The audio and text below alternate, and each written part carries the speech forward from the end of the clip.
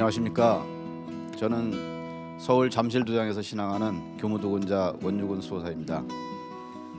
오늘은 우주원리 기초강좌 두 번째 시간으로 오행이란 무엇인가에 대해서 알아보는 시간을 갖도록 하겠습니다. 자, 지난 시간에는 이제 음양에 대해서 알아봤는데요. 보통 이제 음양오행이라고 하잖아요. 이제 우주 변화의 원리는 한마디로 음양오행의 원리다. 그래서 이제 음양과 우리가 반드시 이해해야 되는 그 짝이 오행이라고 볼 수가 있는데, 이 오행이라고 하는 것은 과연 무엇이냐, 그것에 대해서 종도사님께서 다음과 같이 말씀을 해주셨습니다. 음양운동을 구체적으로 오행운동이라고 한다. 오행은 음양 변화를 설명하는 5가지 운동 요인으로서 우주 만물을 구성하고 있는 기본 요소이며 근본 법칙이다. 자, 음양은 모든 것을 우리가 음양으로 나눌 수가 있습니다. 하늘과 땅, 낮과 밤, 해와 달, 그 전부 이렇게 음양 양면으로 나눌 수 있는데, 근데 이제 이 음양을 좀 구체적으로도 표현을 하면은, 예를 들어서 이제 낮과 밤이다. 그러면 낮과 밤을 아침, 점심, 저녁, 밤 해서 이렇게 4가지로, 이걸 사상이라고 하는데 4가지로 나눌 수 있죠. 그리고 이제 그 중간점까지 해갖고 이제 5가지 이렇게 세분화시키면은 바로 이제 오행이 되는 겁니다. 그래서 이제 음양을 확산을 시키면은 오행이 되고, 이제 오행을 압축을 시켜보면은 음양이 된다. 이제 그렇게 정리를 해볼 수가 있습니다. 자, 무국, 태극, 음양, 오행의 관계를 보면은, 이제 우선 이제 무국은 이제 극이 없다는 거잖아요. 이것은 이제 시간과 공간, 음과 양, 이 모든 음양의 질서가 전혀 이렇게 구분이 안 되고 혼재되어 있는 이 카오스와 같은 자리죠. 이제 그 세계에서 질서의 세계로 열리면서 이렇게 태극의 세계로 이제 전환이 되는데, 태극은 이제 음과 양이 구분이 되어 있는 음양의 통일체다. 그리고 이제 태극은 이제 바로 음양으로 나눕니다. 이제 음양은 예를 들어서 낮과 밤이다. 그러면은 이제 낮과 밤으로 이렇게 뚜렷하게 구분되어 있는 그 세계를 우리가 음양이라고 하는 거고, 그 다음에 아까 얘기한 것처럼 5가지로 나누면은 오행이 됩니다.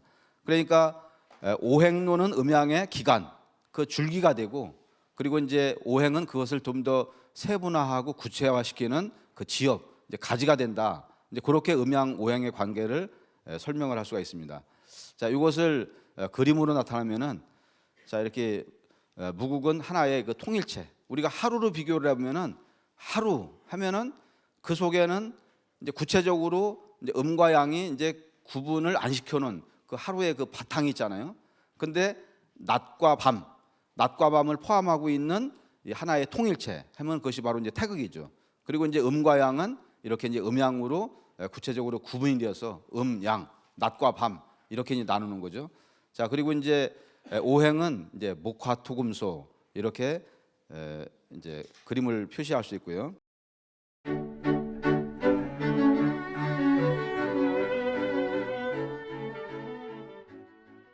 그 다음에 이제 본격적으로 이제 오행의 이제 개념, 과연 오행이라고 하는 것은 어떤 뜻을 가지고 있느냐, 그것을 이제 살펴보겠습니다. 자, 우선 오행할 때 이제 오자는 우주 만물은 5가지의 법칙권 내에 있다. 이제 5가지 법칙권 내에 있다 이거죠. 그리고 이제 행이라고 하는 것은 기운이 취산하면서, 그러니까 기운이 이제 모일 취자, 흩어질 산자, 기운이 모였다 흩어졌다. 그렇게 변화를 하면서 이 순환하는 것을 이제 상징을 한다. 그러니까 이것은 기운이 단순하게 평탄하게 오는 것이 아니라 이렇게 왔다 갔다 모였다 흩어졌다, 이제 그 변화가 이렇게 무쌍하고 그 다음에 이제 순탄치가 않다. 이제 그런 의미가 이 행 속에 이제 들어가 있습니다. 그래서 우리가 이제 이 행자가 들어가 있는 글자를 보면은 이제 금전이 모이고 흩어지는 곳을 우리가 은행이라고 하잖아요. 그 다음에 이제 이 화물, 물건이 모였다 흩어지는 것을 갖다가 양행이다. 그래서 우리 이제 회사 이름 같은 보면은 무슨 양행이다. 이제 그런 이름이 있겠습니다. 자, 근데 오행의 개념은, 오행이 목화토금수잖아요. 목화토금수라는 것은 나무나 불과 같은 자연 형질 자체를 말하는 것은 아니다. 그렇다고 이것을 배제하는 것도 아니다. 왜냐하면은 목화토금수의 실체에는 형과 질의 2가지가 이제 공존하고 있기 때문이다.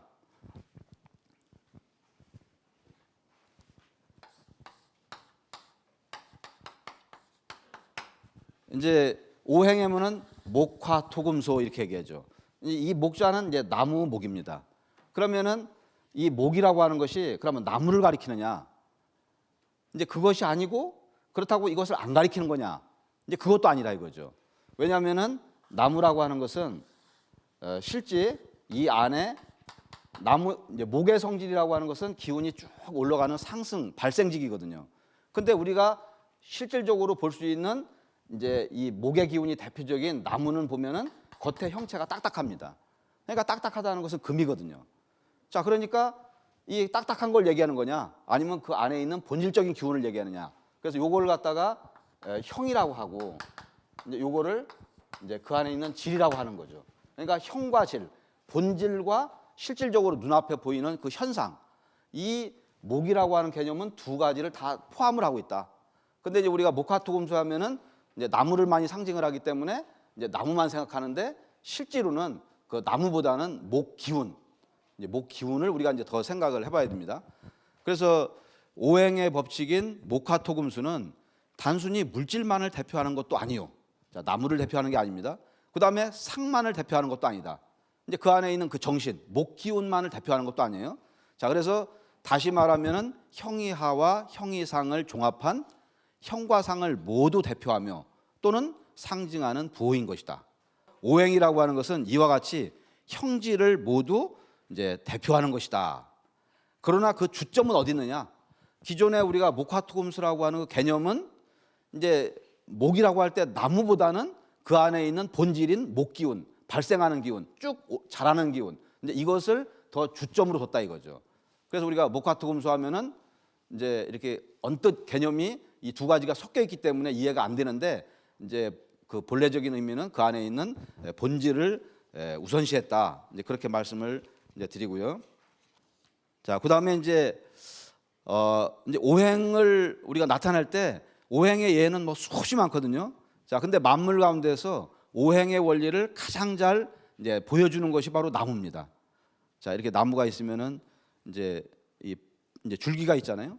이제 줄기가 이렇게 쫙 솟아오르죠. 그러면 이 줄기는 여 밑에서부터 이 뻗어갖고 가지 끝까지 어떤 모습을 띠고 있느냐면은 전부 송곳처럼 뾰족합니다.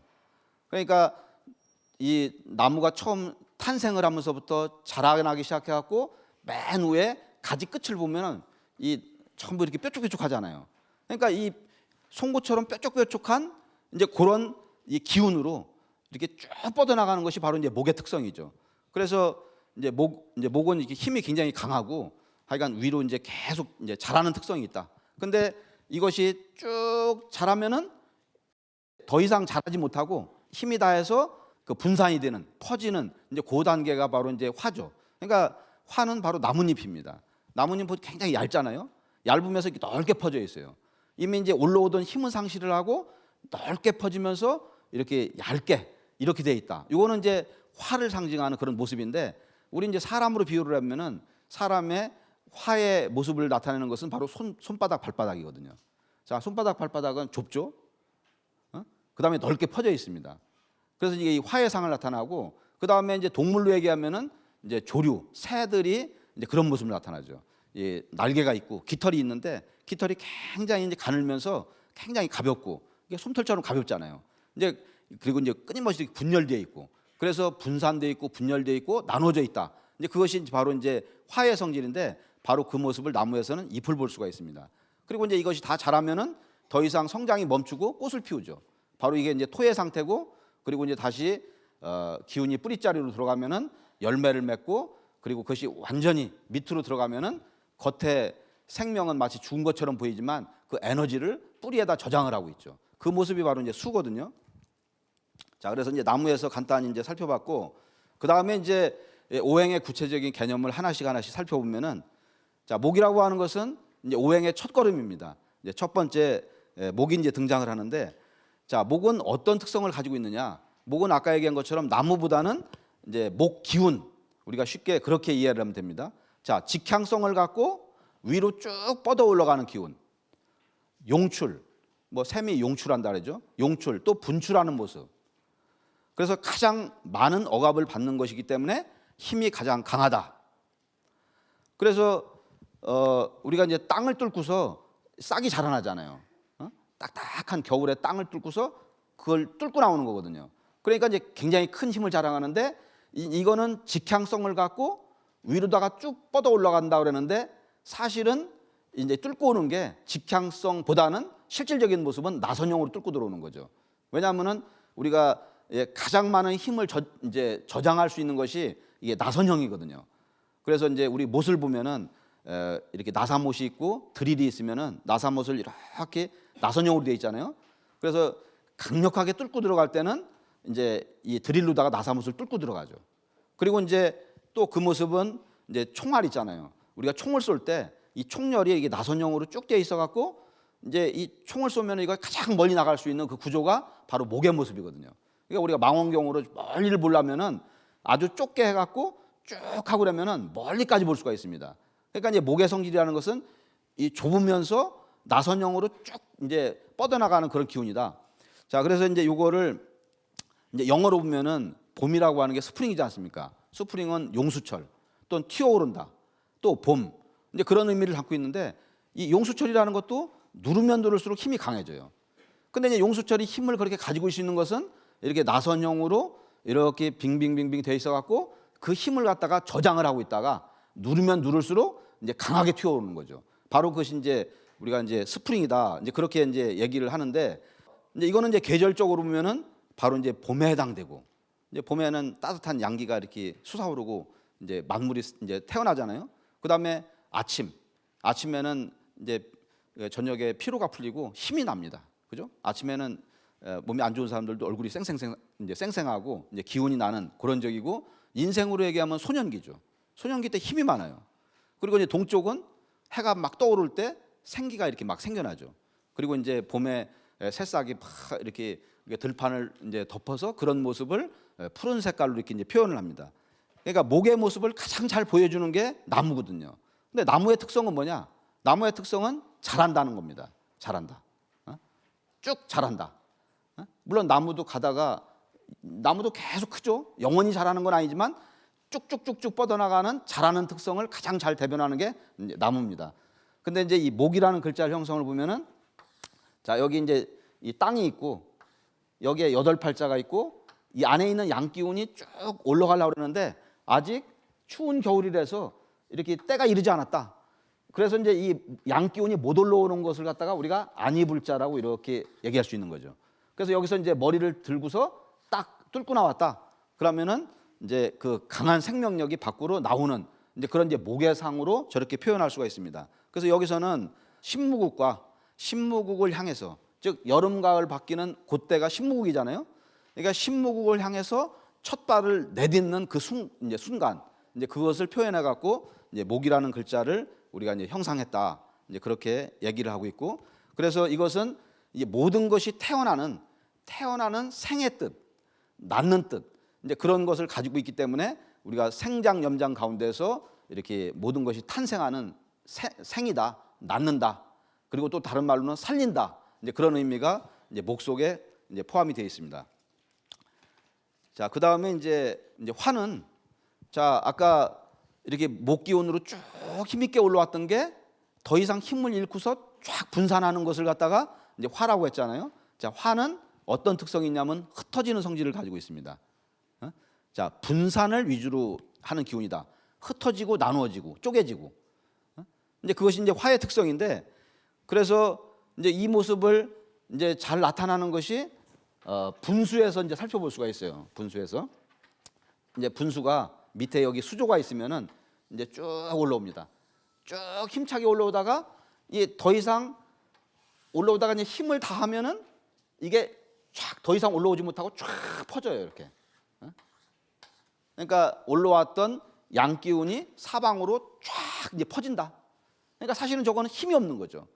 근데 분수의 화려함은 이제 이 미세하게 물방울이 쫙 나누어지면서 화려한 그 모습을 이루면서 이 이제 분수의 화려함을 갖다 이제 보여주고 있거든요. 그것이 바로 이제 이 화의 상태고 이제 바로 그것은 자신의 형체를 전부 흐트리면서 이제 마지막 힘이 소진일 때까지 끊임없이 자기 자신을 이렇게 발산을 한다. 이제 그것이 바로 이제 화의 모습입니다. 글자 자체가 이제 이거는 불의 모습이 전부 사방으로다가 이렇게 분산이 되는 거예요. 자, 불은 자신의 형체를 사방으로다가 발산을 해가면서 자기를 흩으면서 뻗어나가는 거거든요. 그래서 이 화의 성질이 이 흩어지는 모습을 상징을 하고 있고, 자, 계절적으로는 여름입니다. 여름은 가장 이제 더울 때잖아요. 이게 불이 왕성할 때고, 그 다음에 이제 이렇게 계절로는 영어로는 썸머.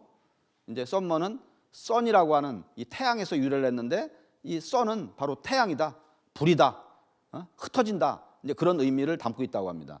그리고 하루로 얘기하면 낮, 또 인생으로 얘기하면은 이때가 이제 청년기죠. 청년기라고 하는 것은 이렇게 안에 있는 힘이 이제 뻗어나가고 속의 힘은 자꾸 없어지면서 겉에 외면을 화려하게 이제 이렇게 그 풍성하게 하는. 그래서 뭐 얼굴에도 여드름이 이제 불쑥불쑥 나고, 그 다음에 이제 이렇게 외모를 이렇게 가꾸기 시작을 해요. 뭐 이렇게 보다가 얼굴도 들여다보고 뭐도 꾸미고 해갖고서 이제 그러면서 속은 비어 있죠. 그리고 이제 방황하고 방탕하고. 그래서 이제 이것이 여름철 우리 그 참 방황하고 그 다음에 화려하고 이제 그런 인생의 그런 모습을 볼 수 있는 게 바로 이제 화의 특징이다. 근데 이제 화는 지금 분산을 얘기를 했지만 이제 이 화라고 하는 것은 생장염장으로 얘기하면은 생겨난 것이 구체적으로 쭉쭉 뻗어나가는 이렇게 자라는 이 장의 모습을 띠고 있는 겁니다. 그래서 생장염장 가운데서 장해당인데, 자, 여기 하나의 씨가 있으면은 이것이 나누어지면서 그 다음에 이렇게 이제 성장을 하게 되죠. 그래서 이 장의 특징은 뭐냐면은 본질은 하나가 끊임없이 분열을 하는 거예요. 그러니까 여름철에 계속 나누어지고 흩어지는데 그 결과적인 모습을 보면은 이러한 무성한 형체를 만들거든요. 그러니까 본질은 분열하고 그 결과적인 것은 이제 성장을 이룬다. 그래서 우리가 이 여름철은 이렇게 모든 것이 세분적으로 쪼개지고 나누어지면서 그 결과로서 무성한 나무 잎을 만들어 갖고 현실적으로는 가장 화려한 문명, 가장 화려한 어떤 이 초목을 갖다 이제 이루는 것이 바로 여름철의 특징이다. 근데 이제 저거는 이렇게 그 속은 비어 있고 겉은 화려하잖아요. 불이라고 하는 게 겉은 밝게 비추는데 자기 내면은 어둡잖아요. 한계를 불 속은 들여다볼 수가 없죠. 그래서 이 여름의 특징은 자기 자신, 그 본질은 어둡고 이제 밖을 이제 환히 비추는 그것이 여름철의 바로 이제 특징이다. 이제 그렇게 볼 수가 있고요. 자, 그 다음에 이제 이 토라고 하는 것은, 자, 성질이 화순하여서 이제 불편부당하는 절대 중화직이다. 토라고 하는 것은 이제 음과 양의 중이잖아요. 이제 음과 양을 낳는 자리고, 이렇게 양, 좌우 어느 쪽에 이제 치우치지가 않습니다. 그래서 이 양자를 다 조화를 할 수 있는 것은 내가 어느 편을 안 들기 때문에 그렇잖아요. 이게 심판이 양쪽에서 축구를 하는데 이쪽 편을 들고 저쪽 편을 들고, 그러면 그 사람은 중도적인 심판이라고 얘기할 수 없는 거죠. 그래서 이 중이라고 하는 것은 바로 음양을 조화하는 자리고, 또 분열을 통합시켜서 성수, 그러니까 분열의 성장 과정에서 이렇게 열매를 맺는 그 과정으로 유도하는 유일한 적격자는 바로 중의 성질을 가지고 있기 때문이다. 그래서 우주의 십자가의 교차점, 이 음과 양이 있는데 이제 음과 양을 교차를 하면은 중간에 중심점이 있어요. 그죠? 중심점은 바로 이제 음양을 이제 움직이는 자리, 음양의 중자리, 음양을 낳은 자리. 그래서 이 자리는 바로 이제 하느님의 자리다. 이제 그렇게 이제 얘기를 할 수가 있는 거죠. 자, 여기 이제 흙이 있는데 이제 흙 속에는 이제 목화 금수가 다 들어가 있습니다. 이 우리가 흙은 모든 걸 다 담고 있잖아요. 여기에는 이제 나무도 있고, 그 다음에 불도 어떤데 의지를 해야 불이 나는 건데 이것도 토를 기반으로 하고 있고, 그리고 이제 이 흙 속에는 쇠도 담고 있고, 또 이렇게 물도 포함을 하고 있고, 그래서 이 이제 그 토의 성질을 대표하는 것 중에 하나인 흙 속에 이 목화금수를 다 이게 담고 있다. 그것이 이제 토의 성질의 하나이기도 하고, 이제 글자 형상은 이제 신무극과 일태극, 이제 이 플러스 마이너스, 이제 이거는 우주원리적으로는 신무극과 일태극. 신무극이라는 것은 이렇게 많이 이제 분열을 하는 거죠. 야, 손가락이 이제 하나로 합치면 하나잖아요. 근데 손을 전부 열렸다, 완전히 드러내면은 열입니다. 그러니까 가장 압축을 시키면 하나고 가장 분열을 시키면 열이다. 그러니까 이 봄에서 여름철 극기로 쫙 무한히 분열해서 더 이상 분열할 수 없는 이 분열의 그 극에서 통일로 오는 그 중간점이 바로 신무국의 상태죠. 그 신무국을 하나로 다 다시 압축을 해갖고 하나의 통일점을 만드는 것이 바로 일태극입니다. 그러니까 이 토라고 하는 것은 분열의 극기에서 더 이상 분열하지 않고 모든 것을 다시 하나로 통일을 해갖고 그 다음 단계 성숙의 단계로 넘기는 그 중간 과정을 우리가 이제 토라고 하는 글자로 이제 형성을 했고요. 이제 계절적으로 보면은 이제 여름에서 가을로 넘어가는 이제 장하다. 그래서 이제 우리 무더위 때, 장마 때, 이때는 뭐 만물이 푹푹 찢고 익잖아요. 우리 말복더위 이제 요 주변으로 해갖고. 그래서 이제 이때는 이제 모든 것도 살찌고 사람도 토끼운이 많으면 살이 찌거든요. 편안해지고. 그래서 이제 계절로는 장하, 이제 방위로는 동서남북의 바로 센터, 이제 중앙이죠. 중앙은 어느 편도 들 수가 없어요. 그래서 이제 바로 이제 중앙이고 색깔은 이제 음양 이제 이 중화적인 성질인 바로 이제 황색이다. 이제 그렇게 이제 볼 수가 있습니다. 자, 그다음에 이제 금이라고 하는 것은 뭐냐면은 자, 이제 목화의 단계는 지금까지는 이렇게 분열을 해 나갔어요. 여기 이제 호두 껍질이 있으면은 여기 호두에 알맹이가 있습니다. 자, 음양이 같이 있죠. 그러면 봄 여름의 과정이라는 것은 뭐냐면은 이 안에 있는 양기, 생명력이 이 딱딱한 형체를 뚫고서 계속 확장을 해가는 과정이거든요. 그러니까 양기운이 음기운을 계속 확장을 해갖고 이제 결국은 무성한 이런 음형을 이루고 있는 것이 바로 봄 여름의 특징이거든요. 이제 가을이 되면 다시 수렴을 해야 될 거 아닙니까? 그러면 내가 이 분산된 기체를 이제 모으는 방법은 우리가 뭐가 있습니까? 그거는 이게 풍선이 있어요. 풍선을 보면은 풍선은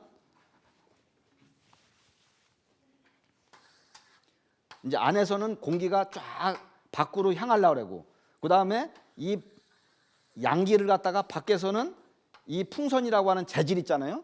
재질은 분산되는 양기를 갖다가 싸갖고서 하나로 이렇게 통일하려고 하는 상입니다. 그죠? 그러니까 우리가 풍선으로 비유를 하면은 금기라고 하는 것은 분산되어 있던 양기를 싸갖고서 양을 이제 포회하려고 하는 이제 그런 모습이 바로 이제 금이다. 근데 이제 아직 이제 쌓으려고 하는 초기 단계이기 때문에 안에 있는 양기가 버텨 반발을 해. 그래서 이제 금의 상태는 완전히 포위를 하지는 못하고 이렇게 그 이제 어떤 통일하려고 하는 그런 시초 단계이기 때문에 외면만 굳어 있는 상태다. 그래서 이제 글자 형상도 보면은 기운이 뻗어나가는 것을 이제 겉에서 이렇게 싸갖고서 하나로 이렇게 이제 통일하려고 하는 그 상이 바로 이제 금이다.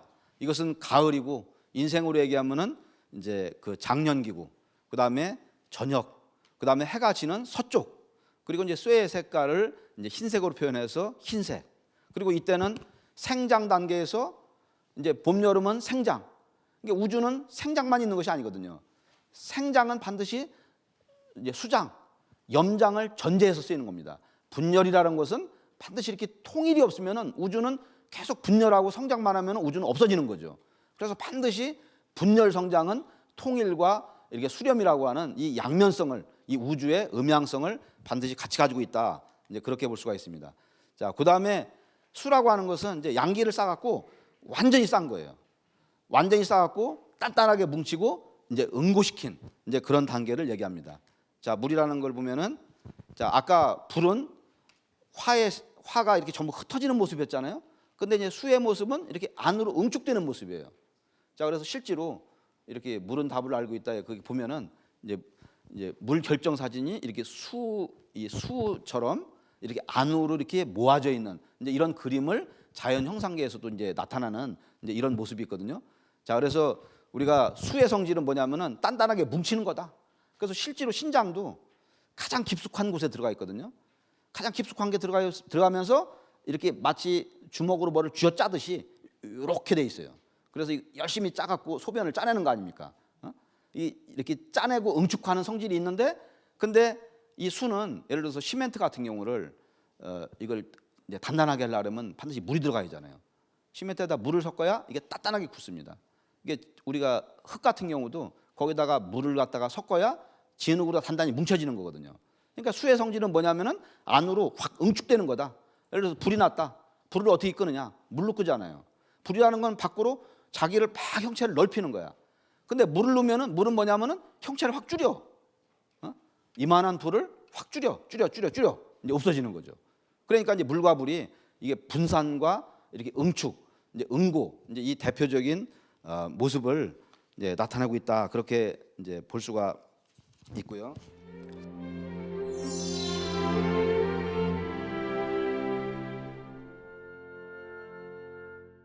오행에는 뭐 수없이 많은데 이제 이렇게 오행에 따라서 만물을 다 배치할 수가 있는데 이거를 이제 오행 대대표라 그러잖아요.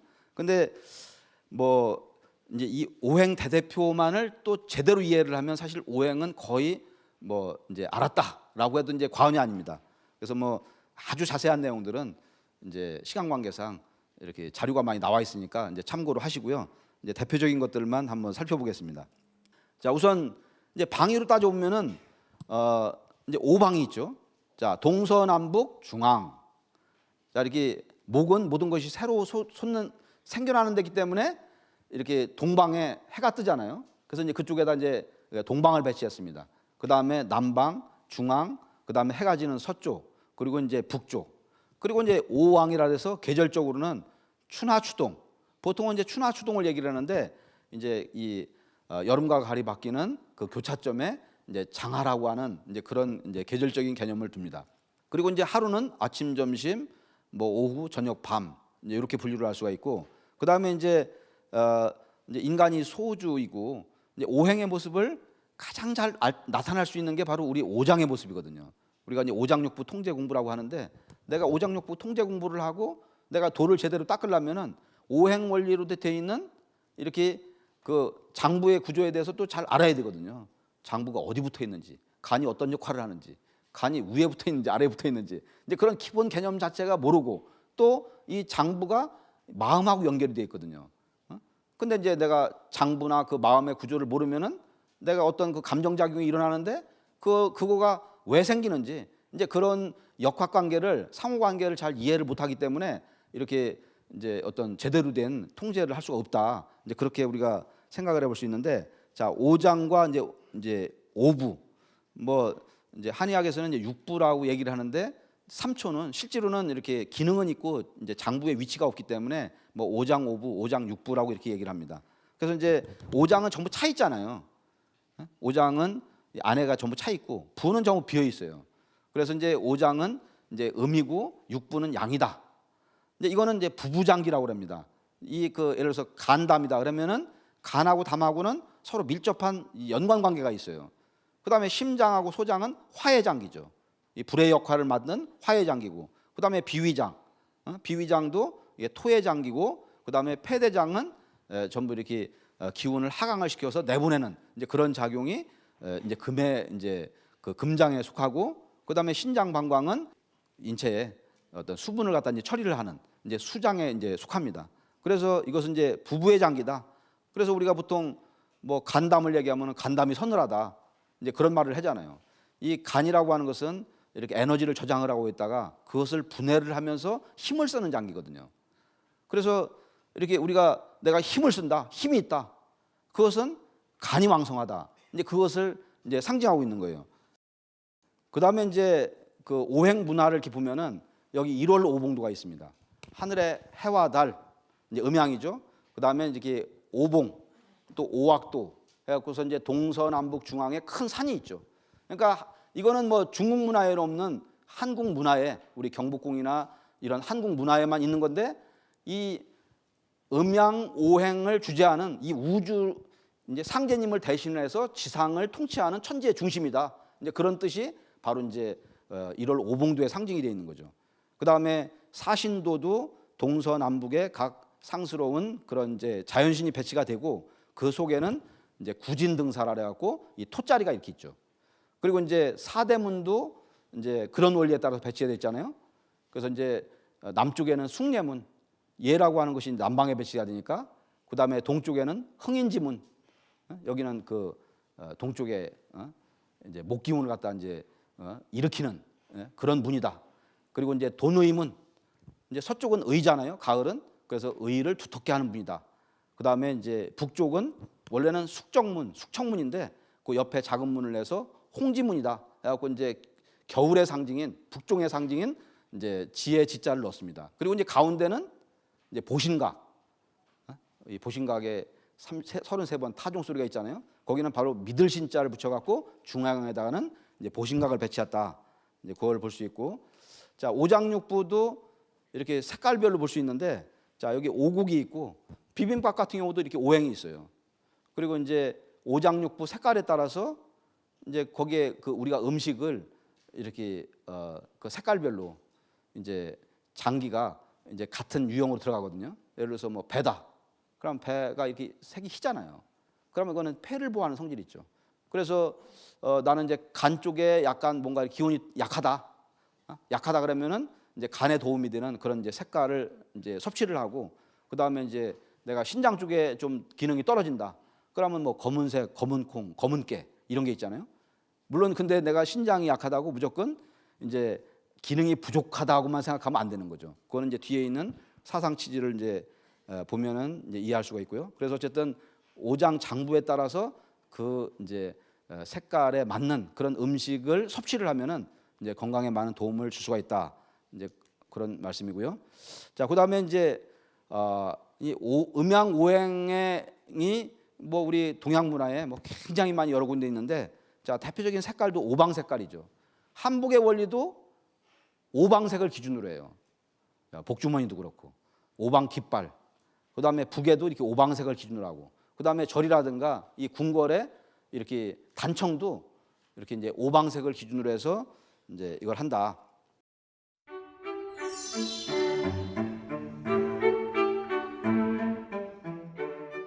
오행 개념의 질량 변화라고 해서 이제 이거는 좀 굉장히 이제 어려운 얘기인데 간단하게만 얘기를 하면은, 자 보통은 이제 그 간을 목이라고 하거든요.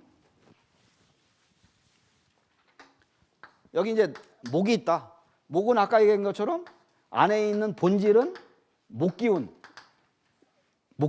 근데 겉에는 딱딱한 나무입니다. 그죠? 나무. 그러니까 우리가 이제 질양이라는 건 뭐냐면은 안에 있는 건 본질이고 밖에 있는 건 양, 현상이라는 거죠. 근데 기존의 모든 관념은 목화투금소 하면은 안에 있는 본질만 가지고 얘기를 했어요.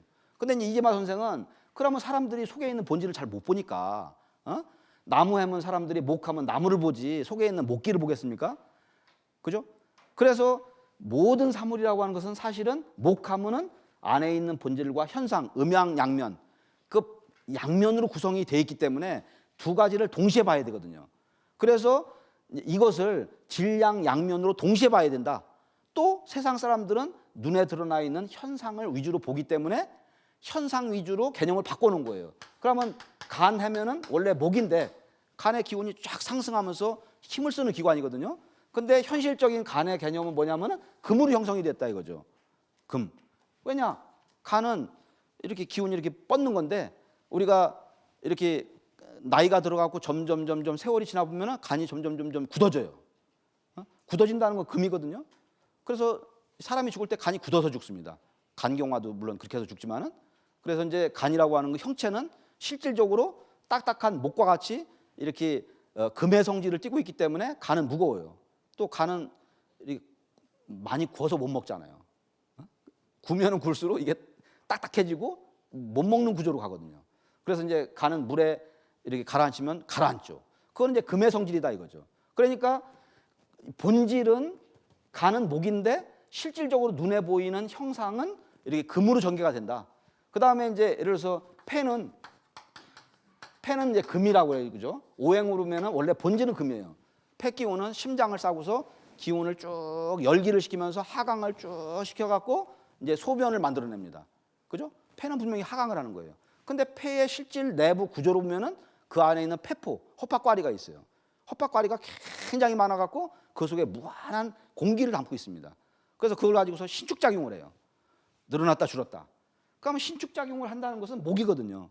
이 폐의 금기운을 현실화시키기 위해서 폐의 실질적인 구조는 목이라고 하는 늘어나는 성질을 가지고 있는 이렇게 목기를 가지고 있다. 그래서 폐를 물에다 담그면 뜨는 거죠. 그죠? 그래서 이렇게 음양양면을 동시에 봐야 된다.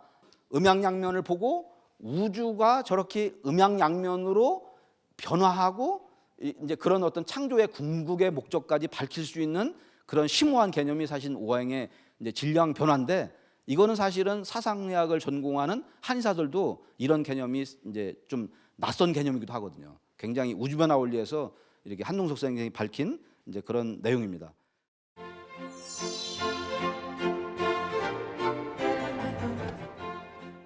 자, 그다음에 이제 사상과 오행은 어떤 차이가 있냐면은, 자, 태극이 음양으로 분화가 되고, 근데 이제 음양은 항상 음양이 섞여 있어요. 양 중에 음양이 있고 음 중에 음양이 있죠. 그것을 네 가지로 나누면 사상입니다. 자, 사상과 오행은 어떤 차이가 있느냐? 상은 코끼리 상인데 어떤 형상을 나타내는 거죠. 형상, 모양, 형체. 그러니까 이건 어떤 고정적인 부동의 어떤 그런 자기 위치를 지니고 있는 그런 분별상을 나타내거든요. 그래서 이제 우리가 보통 보면은 손가락이 이렇게 손가락이 네 개가 있는데 이 네 개의 나름대로는 자기 모습을 가지고 있어요. 근데 이 네 개가 움직이려면은 가운데 엄지가 작용을 해야 물건을 짚고 사용을 할 수가 있는 거죠. 자, 얼굴이 있는데 이목구비가 얼굴이라는 바탕이 없으면은 이게 돌아가지를 못합니다. 이 탁자에 다리가 네 개가 있는데 위에 있는 탁자가 없으면은 네 개가 서로 교통이 안 되죠. 몸통이 있고 사지가 있어야 서로 이제 작용을 하는 거하고 마찬가지죠. 그래서 이거는 사상 네 가지의 동서남북의 가운데 교차점, 바로 중자리, 조화의 생명 중자리를 얻어야 비로소 사상은 어떤 변화, 성질을 띠게 되는 거거든요. 그래서 이제 어떤 분별상으로 나타나면 사상이지만 실제 변화의 과정으로 보면은 이제 오행이다. 그래서 종수사님께서는 우주 만유를 잡아돌리는 본체, 조화의 본환이 되는 몸자리는 이제 뭐냐? 바로 사상이다. 근데 이제 사상은 음양과 사상을 잡아돌리는 그 본체가 있다. 그것이 뭐냐? 바로 그것이 이제 이 토다 이거죠. 자, 그래서 이제 토에 대해서 아는 것이 너무너무 중요하다. 종수사님께서는 자, 이 천지 속에서 토는 어떻게 생성이 되는가? 우리가 수만 권의 책을 읽고 공부를 하고 주문을 읽어도 그 궁극에 가면은 내 몸에서 어떻게 토를 형성시키느냐, 이제 이것을 아는 거다 이거죠. 그래서 토라고 하는 것은 우주의 순수 생명, 순수 감성, 이제 오행자리로 토라고 한다. 그래서 신의 또 다른 이름이 토다.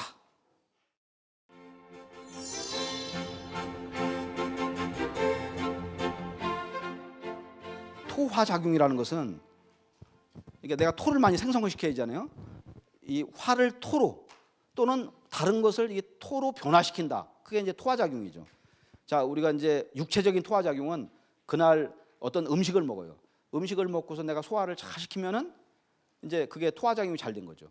음식을 먹고 얹혔다. 그럼 토화작용이 안 된 겁니다. 토라고 하는 것은 물질을 갖다가 아주 미세하게 극도로 이제 세분화시켜 갖고 그래서 흡수를 하는 거거든요. 그죠?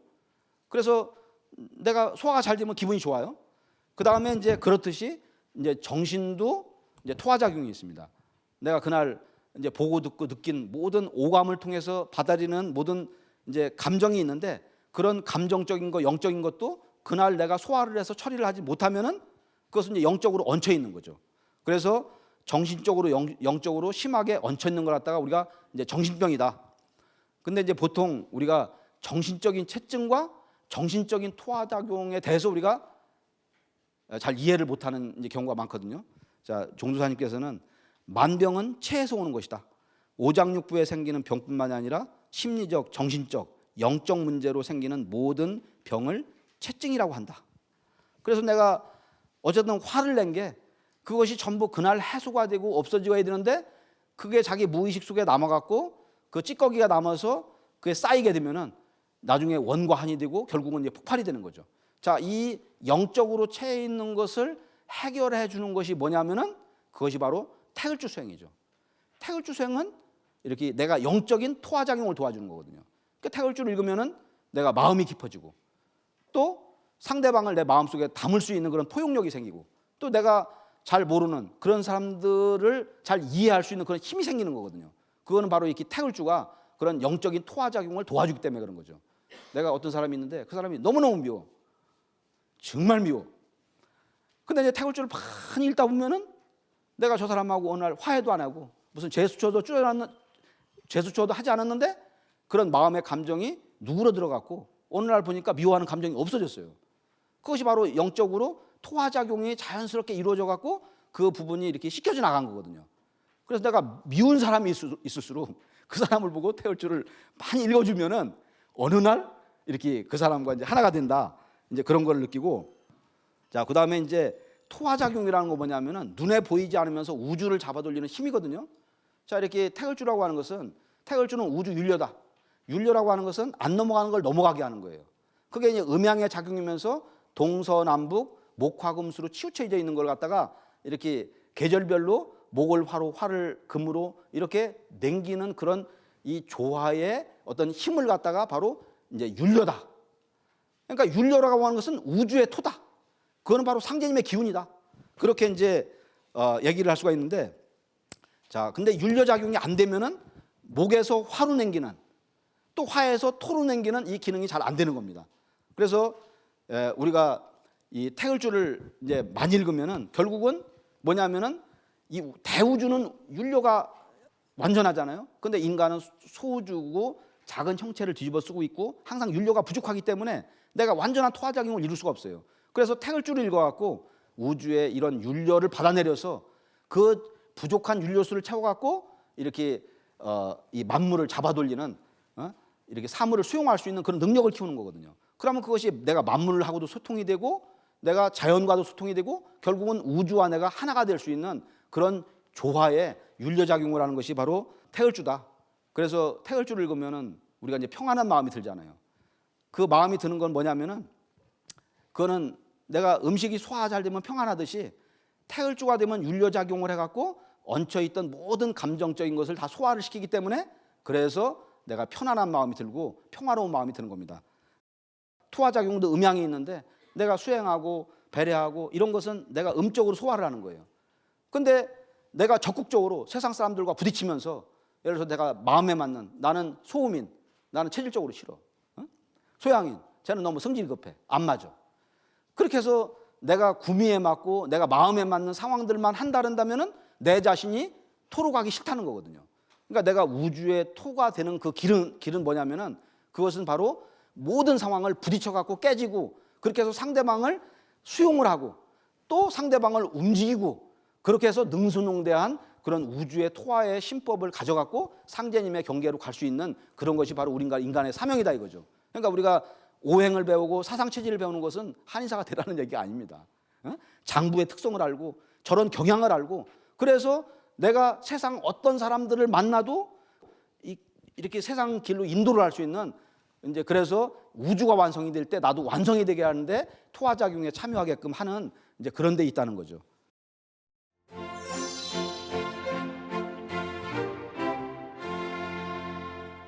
자, 이제 마무리를 이제 지면은요. 자, 그래서 이제 목화토금수 오행을 지금까지 살펴봤는데, 자, 이 오행을 전부 한 장의 그림으로 다 도표로 다 딱 집어넣으면은 그것이 바로 이 우주일련 도표입니다. 자, 오른쪽에 옆을 보면은, 자, 목이 있습니다. 동방목. 이제 동방이죠. 계절로는 봄입니다. 그리고 이때 우리 도덕은 인이에요, 인. 모든 이제 우리가 그 생명을 낳고 기르고 이제 새끼칩니다. 그러니까 봄 여름에는 심판이 없어요. 봄 여름의 정신은 계속 낳아주고 길러주고 이제 보태줍니다. 우리가 별을 심을 때 피사리만 뽑아내지 별을 이렇게 잘 키우거든요. 가을에 서리가 내릴 때까지 얘는 어떤 영양분을 잘 받고 잤는지 모릅니다. 그러니까 우리가 봄은 인, 가을은 의. 봄은 낳는 거지만 가을은 정의의 심판으로서 열매를 맺는 겁니다. 그리고 우주의 원형 이정, 천도의 사덕이라고 하는데, 봄은 원, 모든 걸 낳는 거거든요. 가을은 이로움이 있다. 그런데 어떻게 되는 거냐? 이건 바로 벼화자에다가 이제 칼도자를 붙인 거죠. 벼화의 칼도. 벼를 추수를 하려면은 낫으로 칼로다가 끊는 것이 한편으로는 죽이는 것 같지만 진정한 추수를 하는 거거든요. 근데 이제 우주의 법도는 춘생, 가을에는 추살, 내리쳐갖고 거둔다. 그러니까 이 봄, 여름과 우주, 가을, 겨울의 질서라고 하는 것은 근본적으로 다르다 이거죠. 그래서 이 우주의 봄철에는 이렇게 이걸 묶어갖고 생으로 표현하는 거죠. 자, 봄, 동방, 목, 인, 그 다음에 원. 이 모든 기운을 이렇게 한마디로 얘기하면은 생입니다. 우리 1년 가운데서도 봄이고, 그다음에 이 우주에 인간 농사를 짓는 이 우주 1년 사이클 가운데서도 바로 우주의 봄철입니다. 이때는 이제 선천에 개벽이 되면서 선천 인류 문명이 생겨납니다. 그래서 여름이 되면은 이제 자라기 시작해요. 여름이고 난방이고 불이고, 그리고 이때는 모든 것이 뻗어나가고 분열되고 이렇게 흩어지는 그런 때입니다. 그래서 종교도 신교에서 유불선 기독교로 갈라지고, 학문의 세계, 직업의 세계도 세분화 또 쪼개지고, 그래서 이 분열의 극기에 쭉 가고 더 이상 분열할 수 없는 그런 상태까지 가는 게 이제 여름 가을 바뀌는 이때까지죠. 우리가 화해 상태, 분열의 극에서 하나로 통일하는 걸 우리가 십토라고 얘기하는 거죠. 자, 지금은 말세다, 말법이다. 그거는 타락했다, 망했다, 끝났다, 그런 의미보다도 근본에서 멀어졌다. 하나가 무수히 세분화되면서 분열 성장의 극기에 와 있다. 그것은 곧 원심한법 뿌리자리로 다시 돌아갈 수밖에 없는 우주의 이렇게 그런 천운을 이렇게 맞이했다. 그래서 지금은 누가 어떻게 표현을 하더라도 조금 세상의 대세를 보면은 과거의 그 어느 때하고도 비교할 수 없는 인류 문명의 종합적인 위기, 종합적인 어떤 그 분열상, 여름철 이 말세의 세상의 모든 모습을 다 나타내거든요. 바로 이때에 이 우주의 하나님 상제님께서 이렇게 인간으로 단 한 번 오실 수밖에 없는 게 바로 우주의 여름 가을 바뀌는 이 하추 교역기다. 그래서 우주의 가을철이 되면은 바로 정의의 세상이고, 지축이 똑바로 서갖고 모든 것이 바로 잡히는 그런 때죠. 우리 사람의 오장육부도 심장도 위장도 다 기울어져 있지만, 나는 똑바로 서 있는 것 같지만 우주가 기울어져 있거든요. 그 속에 태어난 유전자를 받고 태어난 우리 인간은 나는 이렇게 23.4도 기울어 있는 것과 똑같아요.